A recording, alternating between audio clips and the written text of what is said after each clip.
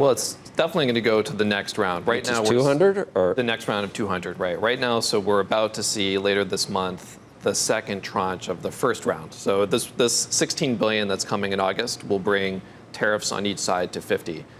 I think at this point, there doesn't, as you said, there's nothing that looks like slowing down President Trump at this point. He smells blood in the water on the Chinese side. He sees Chinese equities dropping. He sees Chinese currency under pressure. He feels emboldened. No real, very significant political pushback yet on him in the U.S. Now, he may be misreading the science. Well, that's what I want to know. Yes. It may be or is. What would you tell him if you took him aside? Would you say don't get cocksure about this and that we're still cutting off our nose to spite our face? Or would you tell him, you know what, there's some evidence that we might come out of this better off? So I wouldn't be gambling on China folding anytime soon. I mean, the regime has a lot of tools that they can use to support the economy, to support the equity markets. And really what you see right now in Beijing is a sense that the leadership needs to rally around Xi, that this may not be about trade on the U.S. side, that this is about weakening China.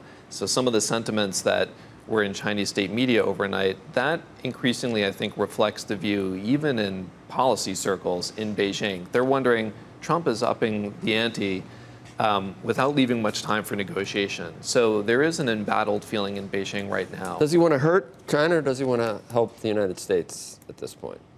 I think there's some of both in the administration. I think some in the administration are still taking a fairly pragmatic, if kind of hardline view on this and trying to push China into concessions. We do sort of accept some crazy stuff that's been going on a long time. Yesterday, Max Baucus was on, my former boss in Beijing, yeah. And he was saying, look, China's not going to change from their economic model, stealing intellectual property, not allowing partnerships to come in here unless they get the upper. I mean, their whole economic model, if you look at it, any normal person would feel insulted to be on the receiving end of what you're getting. But so it just sounded weird that they're not going to change, so there's no reason to even try. We just need to sort of just accept it, almost, is what it sounded. Or he actually wants to get allies involved. Understanding. He wants to get other allies involved to try to put pressure. But the facts of the matter are that it is an economic model that is unjust. Well, there's a middle ground, right? We're not going to change China's economic model. We're certainly not. So they're going to steal. They're going to steal intellectual property, and they're going to. Why isn't there a middle ground? Why isn't there a middle ground? No, I think there is. I think there is a middle ground. I mean, if you look at, for example, what China's done on intellectual property, you're right. There's still a lot of cyber theft. There's all kinds of behavior that's unacceptable to the U.S. But when it comes to, for example, protecting copyrights or trademarks, that's an area where China has been improving, and it's because China's moving to a more sophisticated economy. They know they need to do that at home. China doesn't want to stay mired in, as a low-end factory to the world. So with this trade dispute, it's a matter of, look, we're not going to change China's model overnight, but are there concrete wins where the Trump administration can use pressure? But right now, it's a very long list. It's not very well prioritized. In that conversation with Max Baucus yesterday, the other guest was Derek Scissors, and he said, just give up. We're not going to be able to reach a deal.